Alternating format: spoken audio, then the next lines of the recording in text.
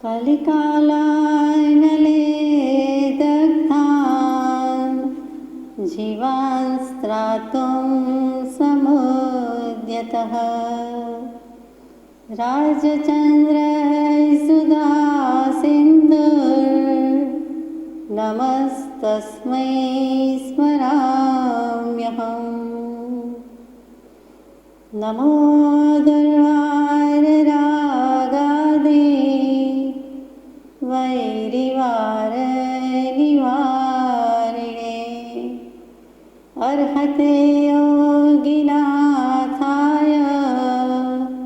महावीराय तायिने अज्ञानतिमिरान्धानां ज्ञानाञ्जनशलाकया चक्षुरुन्मीलितं येन तस्मै श्रीगुरवे नमः। सत्श्रुतने नमस्कार, तारक त्रिपुटीने नमस्कार, असीम उपकारी आत्माने नमस्कार, महावित्रोने नमस्कार, महाविત્રો સમાન મૂર્તિઓ મુક્ષોને નમસ્કાર। પરમ કૃપાળુ દેવ પ્રણીત વચનામૃતજી અંતર્ગત મોક્ષમાળા શિક્ષા પાઠ 68 જીતેન્દ્રિયતા। 67માં પાઠ પર શાહી ઢોળાઈ ગઈ અને અમૂલ્ય તત્વ વિચાર પદ મળ્યું બહુ પુણ્ય કેરા પુંજથી। એની આપણે યથાશક્તિ વિચારણા કરી, કલાક પૂર્તિ કરી, આજીવન કરવાની છે। ભ્રમણ ટળી જાય ત્યાં સુધી કરવાની છે। તેમાં છેલ્લી કડી, છેલ્લી શીખ હતી, શિખામણ હતી કે સર્વાત્મમાં સમદૃષ્ટિ દ્યો। આ વચનને હૃદયે લખો રે આત્મતારો, આત્મતારો શીઘ્ર એને ઓળખો। આત્માને શી રીતે ઓળખવો, આત્માનો પરિચય શી રીતે કરવો અને શું એવું કરીએ તો સર્વ આત્મા પોતાના સમાન લાગે અથવા તો પોતાના જેવો જ બીજો આત્મા લાગે, બીજા બધા જ આત્મા લાગે, સમસ્ત સૃષ્ટિ લાગે। એવું શું કરીએ તો થાય? આત્મદૃષ્ટિ કેવી રીતે આવે, દ્રવ્ય દૃષ્ટિ કેવી રીતે આવે, આત્માનું ઓળખાણ કેમ થાય? તો તેના સંબંધમાં અનુસંધાનમાં પરમ કૃપાળુ દેવે તરત જ પાઠ મૂક્યો છે જીતેન્દ્રિયતા, જેની આપણે આજે વિચારણા કરીશું। 68મો પાઠ એટલે 68 તીર્થ જેમાં સમાય છે તે આત્મતીર્થમાં ભાવ સ્નાન કે દ્રવ્ય સ્નાન જે કયો તે થઈ જાય તેવો આ પાઠ। એટલે 68 તીર્થનો મહિમા અહીંયા આવી જાય છે કે એક જીતેન્દ્રિયપણું આવે તો બધું જ આવ્યું। કેવી રીતે? જ્યાં સુધી જીભ સ્વાદિષ્ટ ભોજન ચાહે છે, જ્યાં સુધી નાસિકા સુગંધી ચાહે છે, જ્યાં સુધી કાન વારાંગનાના ગાયન અને વાજિંત્ર ચાહે છે, જ્યાં સુધી આંખ વનોપવન જોવાનું લક્ષ્ય રાખે છે, જ્યાં સુધી ત્વચા સુગંધી લેપન ચાહે છે, ત્યાં સુધી તે મનુષ્ય નિરાગી, નિર્ગ્રંથ, નિષ્પરિગ્રહી, નિરારંભી અને બ્રહ્મચારી થઈ શકતો નથી। આટલો વિચાર કરીએ। પહેલેથી જ પરમ કૃપાદેવે રસેન્દ્રિયની વાત મૂકી છે। 5 ઇન્દ્રિયના વિષયમાં પહેલું જ મૂકી દીધું છે કે જ્યાં સુધી જીભ સ્વાદિષ્ટ ભોજન ચાહે છે, જ્યાં સુધી રસેન્દ્રિય ઉપર કંટ્રોલ નથી, અંકુશ નથી, નિયમન નથી, ત્યાં સુધી કોઈ વ્યક્તિ જીતેન્દ્રિય થઈ શકતી નથી। પહેલી જ વાત સ્વાદિષ્ટ, બલિષ્ઠ, ગરિષ્ઠ ભોજનની વાત આવી અને દરરોજની વાત આવી। કોઈક દિવસે પ્રસંગોપાત પણ આજ્ઞા નથી, આ તો દરરોજની વાત છે, હર હંમેશની વાત છે કે જ્યાં સુધી છેક છેલ્લી ઘડીએ હોય તોય નહીં, અને 70 વર્ષ પછી મન થાય તોય નહીં, ને 25 વર્ષે થાય તોય નહીં, અને 25 વર્ષ સુધી થાય તોય નહીં, ક્યારેય પણ જ્યાં સુધી જીભ સ્વાદિષ્ટ ભોજન ચાહે છે ત્યાં સુધી। એટલે અહીંયા પહેલી જ વસ્તુ ભોજનને લીધી, કેમ કે આત્મા શબ્દમાં અત એટલે જેમ અતથી ગચ્છતી ગમન કરે છે, ગતિ કરે છે, તેમ અદ એટલે ખાવું, વાપરવું, જમવું તે પણ અર્થ થાય છે। એટલે તરત જ ભોજન સાથે જાય છે। તેમજ આત્મા શબ્દ કહેતા કંઈ ને કંઈ તો આત્મા વાપરે જ છે, ભોગવે જ છે, ખાય જ છે, કાં તો ગુણ ને કાં તો અવગુણ, કાં તો પોતાની સજ્જનતામાં છે, કાં તો દુર્જનતામાં છે। એટલે આત્મા દેખીતી રીતે કાંઈ ભોજન ન કરતો હોય તો પણ કોઈને કોઈ રીતે તો કર્મનો ભોગવટો કરે જ છે। એ રીતે તો ભોગતાપદ કર્તાપદ ગણીએ છીએ। અજ્ઞાન દશામાં આ કર્તાપદ ભોગતાપદ છે એની વાત કરતા હતા કે જીભ જ્યાં સુધી ભોજન ચાહે છે એટલે ષડરસ ભોજનમાં જ્યાં સુધી પડ્યો છે ત્યાં સુધી, જ્યાં સુધી નાસિકા સુગંધી ચાહે છે, નાક ઘ્રાણેન્દ્રિય એને સુગંધ અને દુર્ગંધમાં એને સુગંધ ગમે છે, દુર્ગંધ ગમતી નથી. એટલે દુર્ગંધ પ્રત્યેનો અણગમો છે, એની સાથે સાથે સુગંધ પ્રત્યે જે ચાહના, ઈચ્છા કે વાસના છે, જે ભાવના રહી છે, જે એની જ ભક્તિ કરે છે. કેટલાકને તો કોસ્મેટિક્સ, પરફ્યુમ, સેન્ટ્સ વધારે એટલા બધા ગમે છે કે એના વિના ચાલતું જ નથી. કોઈ પણ સાધન પ્રસાધન વાપરે છે તો એમાં પણ સુગંધી દ્રવ્ય જોઈએ છે. તો જ્યાં સુધી નાસિકાને સુગંધનો મોહ છે, ચાહના છે, ત્યાં સુધી. એવી જ રીતે જ્યાં સુધી કાન અરાંગનાના ગાયન અને વાજિંત્ર ચાહે છે. એને ગુણિકા અથવા તો ક્યાંય પણ ફિલ્મી સંગીત હોય તો તે, બીજું કોઈ સંગીત હોય તો એમ, પણ એના ગાયન અને વાજિંત્રમાં એટલે કે સંગીતની મહેફિલમાં, જલસામાં રસ છે ત્યાં સુધી એ બ્રહ્મચારી થઈ શકતો નથી. નિરાગી, નિર્ગ્રંથ, નિષ્પરિગ્રહી કાંઈ થઈ શકતો નથી. એવી જ રીતે આંખ જ્યાં સુધી વન ઉપવન જોવાનું લક્ષ્ય રાખે છે, એને પ્રાકૃતિક સૌંદર્ય, ગ્રીનરી વગેરે ગમે છે, લીલું ગમે છે, લીલું છમ ગમે છે. ને લીલાછમમાં ભાવ તો એવો લીલો પીળો કરી નાખે. રાતો પીળો જુદી વાત છે, પણ લીલો પીળો એટલે લીલો લીલો, જે સ્નિગ્ધતા, ચિકાસ, રાગાદિક ભાવો, આસક્ત ભાવોને પોષે છે.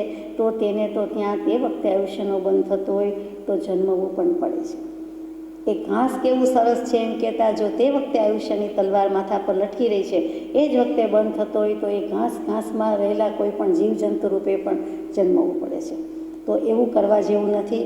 જ્યાં સુધી આંખને કાંઈ પણ સારું જોવાનો લક્ષ્ય છે, સારા કલરથી માંડીને સારી કોઈ પણ વસ્તુ, અહીંયા તો વન ઉપવન લખ્યું છે એટલે જે ખુલ્લી જગ્યા ગમે છે, હરવું ફરવું ગમે છે, જે આઉટિંગમાં જવાનું ગમે છે, જે બધું ગમે છે તેની વાત છે. અને જ્યાં સુધી ત્વચા સુગંધી લેપન ચાહે છે, એને ચામડીની, ત્વચાની સુરક્ષા માટે જાત વાતનું લગાવવાનું ગમે છે. એમાં વળી સુગંધ આરોપે છે. એનું ચાલે તો એમાં કરચલી પડવા દે એમ નથી, પણ કરચલી પડે છે. અને ચામડી ચામડીનું કામ કરે છે, ઉંમર ઉંમરનું કામ કરે છે, દેહનો ધર્મ છે એ થવાનું જ છે. તો પણ એના ઉપર સુગંધી પદાર્થોથી જેટલું બને તેટલું સુગંધિત થાય તેવો પ્રયત્ન કરે છે. આવું જ્યાં સુધી કરીએ છીએ ત્યાં સુધી મનુષ્ય નિરાગી થઈ શકતો નથી. એનામાં રાગભાવ હોવાથી રાગભાવ જતો નથી. એવી જ રીતે નિર્ગ્રંથ થઈ શકતો નથી. મિથ્યાત્વની ગ્રંથિ છે એ તો જતી નથી, પણ બાહ્ય પરિગ્રહ, ગ્રંથ, ગાંઠ, બાહ્ય પરિગ્રહ પણ ઓછો નથી. આ બધી વસ્તુઓ જોઈએ છે, સાધનો જોઈએ છે, એટલે કેવી રીતે નિર્ગ્રંથ થાય? આવા વન ઉપવન જોઈએ છે, આવા ભોજન જોઈએ છે, આવી સુગંધિતતા જોઈએ છે, તો એ ક્યાં જાય? એને બધો આરંભ પરિગ્રહ હોય એટલે નિર્ગ્રંથ થઈ શકતો નથી. વળી બાહ્ય રીતે છોડે છે તો અંતરંગ પરિગ્રહ પણ એ છોડી શકતો નથી. એવી જ રીતે નિષ્પરિગ્રહી બાહ્ય પરિગ્રહ છોડે નહીં. આભ્યંતર પરિગ્રહમાં શું છે? મિથ્યાત્વ છે અને ક્રોધમાન, માયા, લોભ વગેરે કશાય છે, તો એ પણ છોડી શકતો નથી. કેમ કે આ 5 ઇન્દ્રિયના વિષયમાં ખડી રહ્યો છે. એટલે જ નિરારંભી પણ થઈ શકતો નથી. આરંભ કહેતા હિંસા, એ હિંસાના વ્યાપારમાં, પ્રવૃત્તિમાં, ક્રિયામાં, ચેષ્ટામાં રહેવું જ પડે છે. કંઈક જમવું પડે છે, કંઈક બનાવવું પડે છે, સુગંધ લેવી પડે છે, કાનને સાંભળવું ગમે છે તો એ બધા સાધન રાખવા પડે છે, આંખને જોવું ગમે છે તો બહાર જવું પડે છે. એમ જ્યાં જ્યાં કરે છે, જે પ્રકારે વાપરે છે, તે બધા જ દ્રવ્યોમાં, વસ્તુમાં, ખાસ કરીને સૌંદર્ય પ્રસાધનની વાત વધારે આવે છે અહીંયા. એમાં કેટલી હિંસા છે એનો આપણને ખ્યાલ પણ નથી. જે વાપરે છે, લગાવે છે, કલોન, કોલન, શેમ્પૂ અને બીજું કેટલું પરફ્યુમ, તેમાં ઘણા બધા જીવની, પ્રાણીની, પ્રાણની બલોપાત આવી જાય, થઈ જાય એટલી હિંસા રહેલી છે, પણ જીવને ભાન નથી. આજે આપણે એ વિષય અત્યારે લેતા નથી. બાકી એક જુદો જ વિષય લેવા જેવું છે. એટલું વર્ણન એમાં આવે છે કે આ પ્રમાણે કોઈ જ સૌંદર્યના પ્રસાધન વાપરવા જેવા નથી. અને આટલું કરે, એમાં હિંસા કરે, તો હવે એ બ્રહ્મચારી થઈ શકતો નથી. દેખીતી વાત છે કે જ્યાં આત્માની વાત મૂકીને ઇન્દ્રિયની, દેહની, કાયાની વાતમાં જ એ પડ્યો રહે છે, ત્યાં તે બ્રહ્મચારી કેવી રીતે થઈ શકે? આત્મામાં કેવી રીતે એની ચર્યા હોઈ શકે? એટલે એ પણ થઈ શકતો નથી. અહીંયા સ્થૂળ દૃષ્ટિએ દૃષ્ટાંત કેટલીક વખત આવી ગયું હશે. તેમ છતાં જ્ઞાની પુરુષો, બધા જ જ્ઞાની પુરુષો એકી સાથે જે 5 દૃષ્ટાંત મૂકે છે તેની આપણે વાત લઈએ છીએ. દેવચંદ્રજી મહારાજ જેવા દેવચંદ્રજી મહારાજ, આનંદનજી મહારાજ, યશોવિજયજી મહારાજના લગભગ સમકાલીન જેવા કહેવાય તેવા, એટલે 300 વર્ષ જૂની જ વાત છે. એક પૂર્વનું જ્ઞાન ધરાવનાર અને એકાવતારી પુરુષ આ કાળમાં થઈ ગયા, 300 વર્ષ પહેલાં થઈ ગયા, તે શ્રી દેવચંદ્રજી મહારાજ, જેમના સ્તવન આપણે દરરોજ પ્રાતઃકાળમાં ગાઈએ છીએ. તેમનું એક પુસ્તક જ્ઞાન મંજરી, યશોવિજયજી ઉપાધ્યાય મહારાજે જે જ્ઞાનાષ્ટક લખ્યું છે.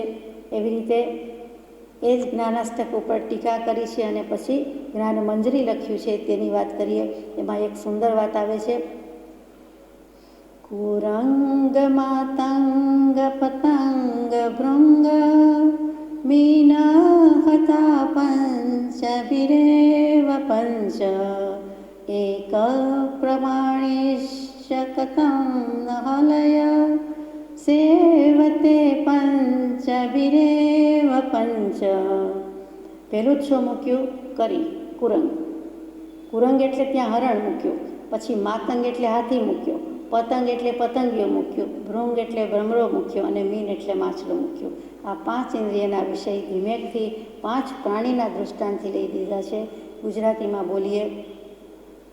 બહુ જૂનું ને જાણીતું. લેવા કરીના દાંત વનમાં વાંસ તૃણ ખાડે ધરે, ખોટી બનાવી હાથણી લોકો ઊભી સામે ધરે, હાથી મરે ખાડે પડી જ્યાં સ્પર્શવાને જાય છે, માટે વિચારો માનવી કે વિષયથી શું થાય છે. હાથીને એકમાત્ર સ્પર્શેન્દ્રિયના વિષયથી સામે ખોટી હાથણી બનાવી છે. રંગીન છે, કલર કામ કરેલું છે, ચિતરેલી છે, કાગળની છે એમ કહેવાય છે અને બનાવનારા બનાવે છે.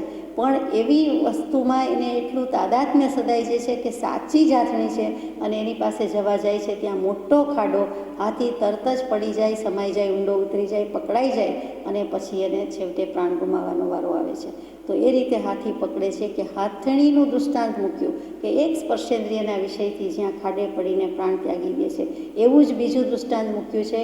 દરિયે જઈને માછીમારો કાંટે લગાડી ભક્ષ કંઈ નાખે પછી જળમાં બિચારું, જાણતું છળકપટ નહીં, ખાવા જતા રસથી મરે, કાંટા મુખે ગૂંચાય છે, માટે વિચારો માનવી કે વિષયથી શું થાય છે.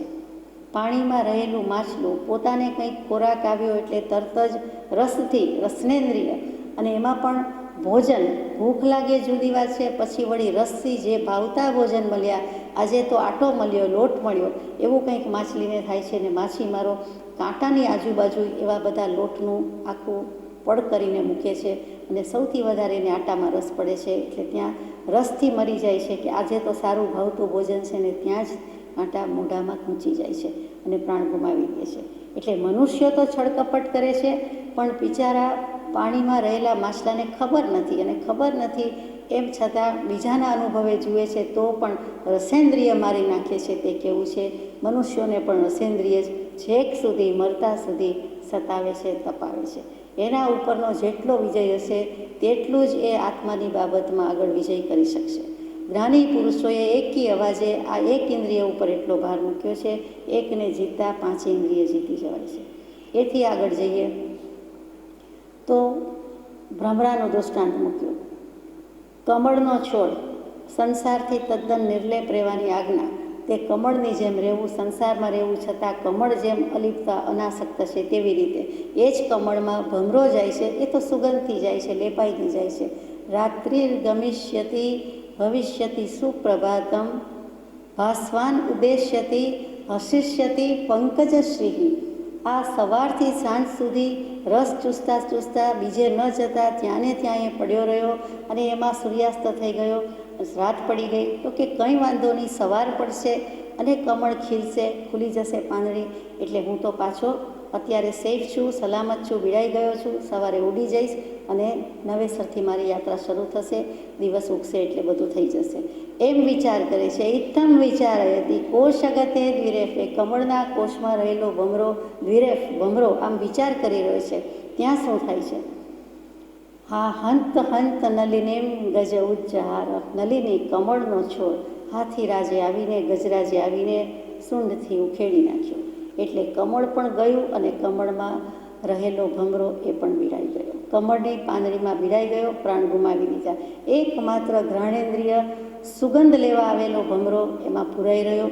જિંદગીમાં આપણે પણ વિચારવા જેવું છે, કેટલા દાયકા જીવનની સુગંધીમાં કે દુર્ગંધીમાં કાઢી નાખ્યા અને હજુ પણ જેટલું વ્યતીત કરીએ છીએ તે આરંભ, સમારંભ, પરિગ્રહ, વિષય, કશાય એમાં જ કે એથી નિવૃત્ત, એથી ઓછું કર્યું, એથી કંઈ અનાસક્ત થયા. વિચારવા જેવું છે.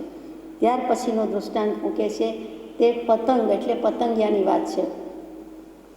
દીવાતણું અતિરૂપ જોઈ પતંગનું મનડું ભમે, હાથે લઈ દીવો કહો કોને કુએ પડવું ગમે, જાણે છતાં દીપે બળી વિષય પતંગ મરાય છે, માટે વિચારો માનવી કે વિષયથી શું થાય છે. વિષય ખરેખર ઝેર સમાન છે. વિષ એક ભવમાં કદાચ દેહત્યાગ પ્રાણત્યાગ કરાવે, વિષય એ તો બીજા અનેક ભવ સુધી લઈ જાય, એટલે વધારે ઝેરી છે. એટલે તો એને વિષય શબ્દ લગાવ્યો કે વિષ પ્રત્યે લઈ જાય છે, આ ભવમાં પણ ઝેર પ્રત્યે લઈ જાય છે, બીજા જીવતર પણ ખારા થઈ જાય છે, કડવા થઈ જાય છે. એ પતંગની વાત હતી. ભમરાની વાત પૂરી થઈ. પતંગની વાત કે દીવાનું રૂપ જોઈને ફૂદા, પતંગિયા, નાના મોટા જીવડા બધાને એ પ્રકાશ ગમે છે અને ત્યાં જવું ગમે છે. એટલે ચક્ષુરેન્દ્રિયનો વિષય આવ્યો અને ત્યાં જતાં જતાં એની આજુબાજુ ઘૂમતા ભમતા ફરતા પડી જાય છે અને પછી ત્યાં ને ત્યાં બળી મરે છે, પ્રાણત્યાગ થઈ જાય છે. એકમાત્ર ચક્ષુથી આ પ્રકાશ જોવામાં આંખને ગમ્યો અને ગયો અને તેમાં એના પ્રાણ ગુમાવી દે છે. અને છેલ્લું જે મૂક્યું છે તે કુરંગની વાત છે. કુરંગ કહેતા હરણ. વનમાં શિકારી જાય છે ને મધુર ગીતો ગાય છે, જાય હરણ પાસે સુણીને શબ્દમાં લોભાય છે, મારે શિકારી બાણ તાણી રંક હરણ હણાય છે, માટે વિચારો માનવી કે વિષયથી શું થાય છે. હરણ સૌથી વધારે રાંકડું પશુ પ્રાણી જગતમાં રાંકડું હોય, તદ્દન નિર્દોષ લાગતું હોય, દયામણું લાગતું હોય, કરુણા ઉપજેવું લાગતું હોય તો તે હરણ છે. એ શાંતિપ્રિય છે અને સંગીતપ્રિય છે. ધર્મચક્રમાં પણ જૈન દેરાસરજીમાં અથવા તો જીનાગમ પ્રમાણે જ્યાં જ્યાં પધરામણી કરી છે ત્યાં ધર્મચક્રમાં હંમેશા શાંતિનાથ ભગવાનનું ઓળખચિહ્ન લંચન હરણ જ મુકાય છે. દેરાસરજીમાં બારસાકમાં ઘણીવાર હોય છે, જેમ અષ્ટમંગળ હોય છે તેમ, અથવા તો અંદર કોઈ તોરણ રૂપે હોય છે, અથવા કોઈને કોઈ લાકડાના બારણામાં, અગર તો જેના પણ બારણા હોય તેમાં આરસના હોય તો તેમ, એમાં ધર્મચક્રની સાથે હંમેશા હરણ મુકાય છે. આ હરણનું પ્રતીક બહુ મજાની વાત છે. તો એ પણ શું કરે છે, શું ભૂલ થાય છે કે જંગલમાં શિકારી આવે છે અને સંગીતના સૂર રેલાવે છે. તે વખતે હરણને એમ થાય છે કે આ સંગીત ક્યાંથી આવે છે, એના સૂર ક્યાંથી આવે છે, તો એને માણવું છે. એટલે એની પાછળ એની મસ્તીમાં પાછળ દોડે છે. ક્યાંક જ્યાં સ્વર સંભળાય છે ત્યાં સ્થિર થાય છે, બેસી જાય છે અને સવાર સાંજનો કોઈ ખ્યાલ રહેતો નથી. એટલી સ્થિરતાપૂર્વક હરણ સંગીતની સૂરને માણતો હોય છે અને તે વખતે શિકારી બાણ મારી વીંધી નાખે છે. પોતે એકમાત્ર કર્ણેન્દ્રિયના વિષયમાં પ્રાણ ગુમાવી દે છે. તો ભગવાન કહે છે કે આપણે મનુષ્યને, કાળા માથાના માનવીને 5 ઇન્દ્રિય અને છઠ્ઠું મન એનું અધિષ્ઠાતા, અને એનો અધિષ્ઠાયક આત્મા, તો કે એ મૂળ અધિષ્ઠાતા અધિષ્ઠાયક છે એને જ ભજવા જેવો છે, આત્માને સ્થાપવા જેવો છે, પૂજવા જેવો છે. મનને અથવા તો એને જેના પર કંટ્રોલ કરે છે તે ઇન્દ્રિયો, એના ઉપર આપણે કંઈ કરવા જેવું નથી. ઇન્દ્રિયના વિષય ઉપર અંકુશ રાખવાનો છે, નિયમન રાખવાનો છે. 5 ઇન્દ્રિય મળી છે તો એ તો જીવતા છતાં મૂવા જેવો છે. 5 ઇન્દ્રિયના વિષયમાં જ આપણે આસક્ત છીએ, ગળાડૂબ છીએ. એટલે જ્યાં સુધી જીભ સ્વાદિષ્ટ ભોજન ચાહે, જ્યાં સુધી નાકને સુગંધી ગમે, જ્યાં સુધી ગીત ગમે છે, વાજિંત્ર ગમે છે, ગાયન લખ્યું છે. ધર્મના ગીતને સ્તુતિ સ્તવન કહીએ છીએ. અહીંયા ગાયન અને વાજિંત્ર એટલે ફિલ્મ સૃષ્ટિના વધારે પડતા જે કંઈ એશ, આરામ, વૈભવ, વિલાસ, વિષયને પોષક ઉત્તેજન આપે તેવા ગાયન, તેવા વાદ્ય વાજિંત્રની વાત છે. તો તે બધું જોવાનું રાખે છે, સાંભળવાનું રાખે છે. આંખ પણ બધું જોવાનું માણવાનું રાખે. અને જ્યાં સુધી સ્કિન માટે પણ બધી જ સુગંધી ઈચ્છીએ છીએ ત્યાં સુધી મનુષ્યને 5 વિશેષણ મળી શકતા નથી. ભગવાને 5 ઇન્દ્રિય સામે 5 બિરુદ મૂક્યા કે નિરાગી થઈ શકતો નથી, કેમ કે રાગાદિક ભાવ રહેલા છે, દેહને પોષવાના ભાવ છે. પછી નિર્ગ્રંથ થઈ શકતો નથી, કારણ કે ગ્રંથિ છે, મિથ્યાત્વ, અજ્ઞાન, રાગ, દ્વેષ બધું લઈને બેઠો છે. નિષ્પરિગ્રહી થઈ શકતો નથી, કેમ કે પરિગ્રહ રાખવો પડે છે. આ બધું તાવડી તેરવાના માગે તેમ બધું કરવું પડે છે. હિંસા તો એમાં રહેલી જ છે, એટલે નિરારંભી થઈ શકતો નથી અને વળી બ્રહ્મચારી પણ થઈ શકતો નથી. એટલે આત્માને માન્ય કરવાનો છે, પૂજ્ય કરવાનો છે, આદરવાનો છે. એની બદલે બ્રહ્મમાં ચર્યા કરી શકતો નથી, પણ વિષયમાં જેનું પરિચર્યન સેવન રહે છે તો એ કરવા જેવું નથી. આગળ જઈએ. મનને વશ કરવું એ સર્વોત્તમ છે. એના વડે સઘળી ઇન્દ્રિયો વશ કરી શકાય છે. જુઓ, મન એનો અધિષ્ઠાતા હોવાથી એના કંટ્રોલમાં છે. મનને કહી દઈએ, આત્મા મનને કહી દઈએ તારે શું કામ એમ કરવું જોઈએ, પોતે પોતાના જ મન સાથે વાત કરે તો આત્મા મનનો સંવાદ બહુ જાણીતો છે, તો કહી શકાય. એના વડે સઘળી ઇન્દ્રિયો વશ થાય. કરવું હોય તો કરીએ, ન કરવું હોય તો ન કરીએ. ધારો કે જીભે ઈચ્છા કરી કે સારું જમવું છે, પછી આત્મા મનને કહે છે કે એને તો ટેવ પડી જીભને, તો તારે શું કામ એને કયા પ્રમાણે કરવું જોઈએ ને એને દેવું જોઈએ ને એને આપવું જોઈએ. તો તરત જ આત્મા મન અને ઇન્દ્રિય વચ્ચે જે કોર્ડિનેશન થાય છે, એટલે મન જે દુરિચ્છા કરે છે, અનિચ્છા કરે છે, તેને ભૂલી જવાની છે, તેને મૂકી દેવાની છે. એટલે થઈ શકે છે. મન જીતવું બહુ બહુ દુર્ઘટ છે. અશક્ય નથી, પણ મુશ્કેલ છે, દુર્ઘટ છે. જલ્દી જીતી શકાતું નથી.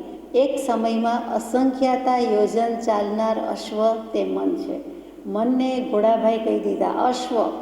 એક સમયમાં આંખનો પલકારો થાય છે ત્યાં તો અસંખ્યાત સમય વયા જાય છે, તો એક સમયમાં અસંખ્યાત યોજન ચાલ્યું જાય છે. એટલે અસંખ્યાત સમયમાં આંખના પલકારામાં તો અસંખ્યાત ગુણા અસંખ્યાત એટલા યોજન દૂર ચાલ્યું જાય છે. 14 રાજલોકમાં ફરી આવે છે. અહીંયા બેઠા બેઠા જ્યાં બેઠા હોઈએ ત્યાંથી મન તો ગમે ત્યાં રખડી આવે છે, ફરી આવે છે. આકાશ પાતાળના ઘાટ ઘડી નાખે છે. ઉપર આબને નીચે ધરતી, બે વચ્ચે જેટલું આવ્યું તેટલું આપણી પહોંચમાં નથી, દેખવામાં નથી, જોવામાં નથી, પણ મનથી તરત જ દેવલોકમાં, તરત જ નરકમાં, તરત તિર્યંશ ગતિમાં, તરત ઝાડપાનમાં, તરત બધે જતું રહે છે. કોઈ પણ દેશમાં, કોઈ પણ વિદેશમાં એ ફરી શકે છે, જઈ આવે છે. એટલો મનનો ઘોડો વેગીલો છે, તેજીલો છે. એને થકાવવું બહુ દુર્લભ છે. અનંતકાળથી વિચાર કર્યા કરે છે, સંકલ્પ વિકલ્પ કર્યા કરે છે, હજુ થાક્યો નથી. એક આ ભવના, એક દશકાના, એક વર્ષના, એક દિવસના વિચાર કરતા માત્ર એટલો વિચાર કરીએ તો પણ આપણું મન હજી થાક્યું નથી. વિચાર કર્યા જ કરે છે, સંકલ્પ વિકલ્પ કર્યા જ કરે છે. એ થાકતું જ નથી. એની ગતિ ચપળ અને ન ઝાલી શકાય તેવી છે. એ ઘણું ચંચળ છે, ચપળ છે, અને એની ગતિ હાથમાં આવે એવી નથી, કંટ્રોલમાં રહી શકે તેવી નથી, ઝાલી શકાય તેવું નથી, પકડી શકાય તેવું નથી, એવી એની ગતિ છે. આનંદધનજી મહારાજ, યોગીરાજ આનંદધનજી મહારાજના સ્તવનમાં આપણે ગાઈએ છીએ, કુંથુજીન સ્તવનમાં, કુંથુજીના મનડું કિમહીન બાજે હો, કુંથુજીના મનડું કિમહીન બાજે. મન સાધ્યું તેણે સઘળું સાધ્યું, એ વાત નહીં ખોટી, પણ સાધે ત્યારે ને. એ મન કેવું કહીએ છીએ, એ નર જાતિ નથી, દારી જાતિ નથી, છે તો નપુંસક જાતિ, નાન્યતર જાતિ. તેમ છતાં એનામાં કોણ જાણે કેટલું બળ છે કે આત્મા જેવા આત્માને, પુરુષને મહાત કરી દે છે. એટલે ત્યાં મન ઉપરથી મનડું, મન કેવું એમ કહીને કહે છે કે જુઓ તો ખરા મન કેવું છે. અહીંયા મનને ઘોડો કીધો છે. કેટલીક વખત મનને મરકટ કહે છે, વાનર સમાન છે. કેટલીક વખત મનને આપણે પીપળાના પાન જેવું કહીએ છીએ. એ દેખીતી રીતે જોઈને કહી શકાય છે કે કેટલું હલહલ કર્યા કરે, કેટલું ધ્રુજતું હોય, કેટલી મૂવમેન્ટ કર્યા કરે. એ જરાય સ્થિર જ ન હોય. અત્યંત ચપળ અને અત્યંત અસ્થિર એવું પાનડું કોઈ હોય તો પીપળાનું પાન. એટલે મનને પણ પીપળ પાન સમૂહ કીધું, મરકટ વાનર સમૂહ કીધું, અને વળી તેજીલા વેગીલા ઘોડા સમાન કીધું, અશ્વ સમાન કીધું. તો કરવું શું? કેશી સ્વામી અને ગૌતમ સ્વામી, શ્રી ઉત્તરાધ્યનજી સૂત્ર, પાર્શ્વનાથ પ્રભુના શિષ્યના શિષ્ય એવા કેશી સ્વામી અને મહાવીર સ્વામીના મુખ્ય ગણધર તે શ્રી ગૌતમ સ્વામી, બંનેનો મેળાપ થાય છે. અને ઉત્તરાધ્યનજી સૂત્રમાં સુંદર સંવાદ એમનો મૂક્યો છે. 23મું અધ્યયન તે આ બંનેનો સંવાદ જ છે. બહુ સુંદર પ્રશ્નોત્તર થાય છે. અને એમાં કેશી સ્વામી પાર્શ્વનાથ પ્રભુના હોવા છતાં, સિનિયર હોવા છતાં પણ મહાવીર પ્રભુના શિષ્ય એવા ગૌતમ ગણધર એના ચરણમાં મસ્તક મૂકી દે છે કે આપે મને ઘણું જ્ઞાન આપ્યું, ઘણું ઠેકાણે આપ્યું, લાવ્યા અને ઘણું અર્થઘટન કર્યું. મને જે નાની નાની શંકા હતી તે પાર્શ્વનાથ પ્રભુ ચાલ્યા ગયા, એમના પછી એમના શિષ્ય પણ ગયા, પણ હું હજી બાકી છું. તો મને મહાવીર પ્રભુ ન મળ્યા, પણ આપ ગણતર ગૌતમ પ્રભુ મળ્યા. તો પૂછે છે કે આપ 10-20 સવાલ પૂછે છે. એમાં એક પ્રશ્ન અત્યંત અગત્યનો કે મન આટલું બધું ખરાબ હોવા છતાં, મનનો અશ્વ આટલો તેજીલો વેગીલો હોવા છતાં આપ મનને શી રીતે અંકુશમાં રાખી શકો છો? ગૌતમ પ્રભુ કૃપા કરીને બધા પ્રશ્નોના સમાધાન કર્યા છે, તેમ આમાં પણ સમાધાન કરે છે. મણો સાહસીયો ભીમો દુઠ્ઠસ પરિગાવઈ, તમ સમમ નિગીણામી ધમ્મ સિકાય કંથગમ. બહુ સુંદર વાત છે. આપણે એક જ શ્લોક લઈએ છીએ કે મન જ સાહસિક છે, અત્યંત સાહસિક છે, ભયંકર છે એટલે કે ભય ઉપજાવે છે, અને દુષ્ટ છે એટલે ઘણા બધા દોષ અને દૂષણ ઉપજાવે છે. મોટા હોય તો દોષ અને નાના હોય તો દૂષણ. તો કે એવો ઘોડો તો છે જ એની ના નથી, અને મન જ છે, બીજું કંઈ નથી. સૌથી વધારે સાહસિક એટલે સાચા સાહસે કરે, ખોટા સાહસ પણ કરે, અને અવિચારી પગલું ભરે, ઉતાવળિયું પગલું ભરે એ પણ સાહસ કહેવાય, દુસ્સાહસ કહેવાય. ભયંકર છે, જાતભાતના ભય ઉપજાવે છે. અને અજ્ઞાન છે એ તો મોટો ભય છે, એ પણ મનને કારણે છે. અને દુષ્ટ છે એટલે ઘણા બધા દોષને જન્મ આપે છે. એ અશ્વ છે એની ના નહીં. વળી ચો તરફ ચોગમ ચારે દિશામાં દોડતું હોય છે, પણ તેને હું વશમાં રાખું છું. તો પૂછે છે કેવી રીતે, શી રીતે વશમાં રાખો છો? એમાં એક શબ્દ મજાનો આવ્યો કે ધમ્મ શિખાએ, એટલે કે ધર્મના શિક્ષણથી, ધર્મના ભાનથી, ધર્મથી મેં કેળવ્યું છે કંથગમ. કંથગમ એટલે ઉત્તમ અશ્વ. એ જ ઘોડો સવડો પણ થાય છે, અવળો પણ થાય છે, વેગીલો છે, તો એની પાસેથી જે કામ લેવાનું છે તે લઈ લેવાનું છે. આત્માનો ઉપયોગ એટલો તીક્ષ્ણ અને સૂક્ષ્મ કરવાનો છે, તેમાં મનને લઈ જઈએ એટલે કે ઉપયોગ થઈ જાય છે. આત્માનો ઉપયોગ જ છે એ આડાવડા બીજા શુભાશુભ સંકલ્પ વિકલ્પ કરે છે ત્યારે મન કહેવાય છે. તો પછી ધર્મના જ વિચાર કરે છે, આત્માની જ વિચારણા કરે છે ત્યારે પણ મન કહેવાય છે. પણ પછી તરત જ એ ઉપયોગ અનન્ય થાય છે, એટલે કે આત્મામાં ચાલ્યો જાય છે. એટલે એને મનનો રોલ હોતો નથી, મનનું ફંક્શન બંધ થઈ જાય છે, મન નિષ્ક્રિય થઈ જાય છે, અક્રિય થઈ જાય છે. મનનું અસ્તિત્વ જરૂર છે, પણ મનનું અસ્તિત્વ આત્માના ઉપયોગમાં જાણે કે લય પામે છે, એટલે કે આત્માનો ઉપયોગ જ રહે છે અને અનન્ય થઈ જાય છે. તો હું મનને જ્ઞાનરૂપી લગામ વડે અંકુશમાં રાખું છું, બીજી કોઈ રીતે અંકુશમાં રહી શકે તેવું નથી. માટે સમ્યક જ્ઞાનનો મોક્ષના માર્ગમાં આટલો મહિમા છે, તે વિના મોક્ષ થઈ શકતો નથી, મોક્ષ મળી શકતો નથી. એટલે ત્યાં મહિમા શેનો આવ્યો તો કે જ્ઞાનનો મહિમા. આપણે ભગવદ્ ગીતાજીમાં પણ બોલીએ, સુવિચાર રૂપે વિચારીએ છીએ, નહીં જ્ઞાનેન સદૃશમ પવિત્રમ ઇહ વિદ્યતે. જ્ઞાન જેવું પવિત્ર જગતમાં કાંઈ નથી. કબીર સાહેબ વળી એમ કે જ્ઞાન સે પતલા કોણ, જ્ઞાનથી પાતળું કોણ, અને જ્ઞાનથી પાતળું શું? તો કે જ્ઞાનથી પાતળું કાંઈ જ નથી. જે કાંઈ છે તે જ્ઞાન. એ શું કામ પાતળું છે, પારદર્શક છે? તો કે છેક સુધી જાય છે, આર પાર જાય છે. એની ટ્રાન્સેન્ડન્સ, એની અસીમતા, નિસીમતા, અપારતા, પારદર્શિતા કોઈક જુદી જ છે, એની સાથે બીજું કોઈ સરખાવી શકાય તેમ નથી. જ્ઞાન તે જ્ઞાન, તેની સામે બીજું કાંઈ આવે નહીં. દર્શન તે દર્શન, ચારિત્ર તે ચારિત્ર. તેમાં હજી ચારિત્રમાં વસ્તુ બીજી આવશે, ઉપમા આવશે. જ્ઞાનમાં બીજું કંઈ આવી શકતું નથી. એને કોઈની સાથે સરખાવી શકાતું જ નથી. માટે જ્ઞાન તે જ્ઞાન કહી દેવું પડે. તો વાત કરતા હતા કે ગૌતમ પ્રભુએ કેશી સ્વામીને ઉપદેશ આપ્યો, એ જ ઉપદેશ આપણને છે. એ જ ઉપદેશ કૃપાદેવ આપણને કહે છે કે મહાજ્ઞાનીઓએ જ્ઞાનરૂપી લગામ વડે કરીને એને સ્તંભિત રાખી સર્વ જય કર્યો છે. એટલે જ્ઞાનરૂપી લગામથી બધું અંકુશમાં રહે છે, બાકી રહેતું નથી. એ જ વસ્તુને શંકરાચાર્યજી યાદ આવ્યા. એમણે ઉપદેશ શાસ્ત્રી લખ્યું, બીજા અનેક પુસ્તકો લખ્યા છે. એ દરેક પુસ્તકમાં સારાંશ રૂપે તો આ વસ્તુ વૈરાગ્ય આવે અને એના પરિણામમાં જ્ઞાન આવે. તો એ જ્ઞાનની વાતમાં એમણે પણ કહ્યું કે જ્યાં સુધી દેહાભિમાન ગળી જતું નથી ત્યાં સુધી જીવનો મોક્ષ થઈ શકતો નથી, અર્થાત આત્મજ્ઞાન થઈ શકતું નથી. એટલે કે દેહાભિમાન શું છે? તો કે મિથ્યા જ્ઞાન છે. હું દેહ છું, આત્મા છે એ પણ દેહ છે, દેહાદિક સ્વરૂપ મારું છે, દેહાદિક સગાવાલા મારા છે, પદાર્થ મારા છે, એવી જે ગલત માન્યતા, અપરાધ ભાવ છે, પણ ભાન નથી. હું આરાધના કરું છું એમ લાગે છે, પણ એ ખોટું છે અને એ મૂકી દેતો નથી. એટલે જ્યાં સુધી દેહાભિમાન છે એટલે માત્ર શરીર સંબંધી નથી કે હું ગોરો, હું જાડો, હું કાળો, હું નાનો, હું મોટો, એમ નહીં. હું સારો સ્વભાવનો, હું ખરાબ સ્વભાવનો, એમ નહીં. એમ દેહની વાત નથી. પણ માત્ર દેહની વાત નથી. દેહ કહેતા આખો જ સંસાર ભાવ વિભાવ પરિણતિ છે, અને તે જ સંસાર છે. ને ત્યાં સુધી એ મિથ્યા જ્ઞાન કીધું છે. સ્વરૂપનું જ્ઞાન નથી, આત્માનું જ્ઞાન નથી, દેહને સંબંધી જ્ઞાનમાં પડ્યું છે.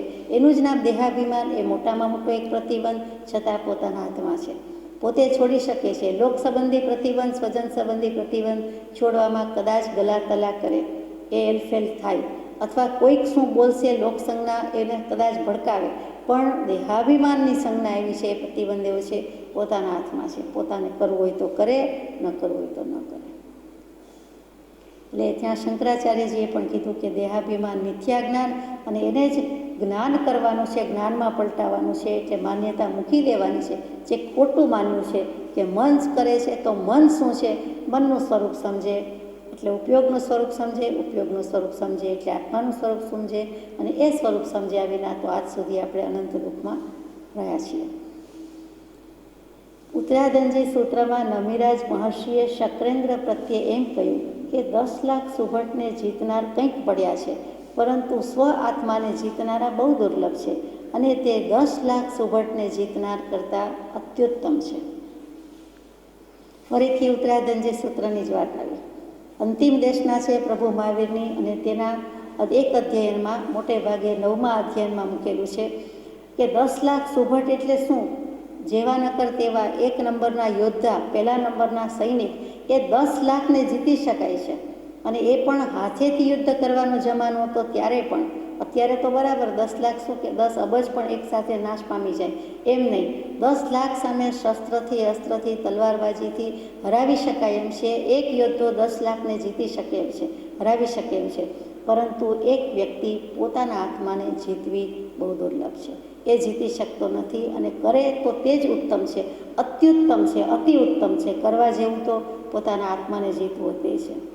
જો સહસ્સમ સહસ્સાણમ સંગામે દુજ્જયે જીણે, એટલે કે 10 સહસ્ર ગુણ્યા સહસ્ર એટલે 10,000, 10 લાખ એટલા બધાને એક સંગ્રામમાં, યુદ્ધમાં, મોરચામાં જીતી શકાય છે.